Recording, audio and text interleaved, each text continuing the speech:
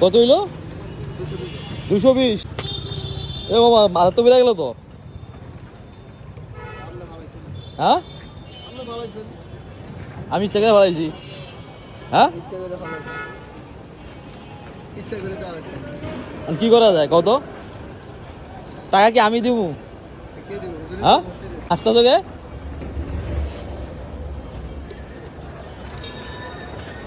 টাকা কি দেওয়া লাগবো কও না ওমা? হ্যাঁ পড়ে গেছে করার কি আছে নাকি? আপনি কি দোকানের মালিক?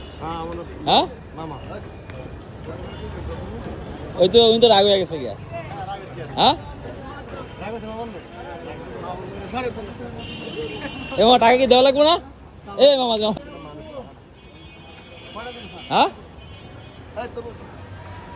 তোর মধ্যে আমি হ্যাঁ এটা টাকা দিতে পারবো না।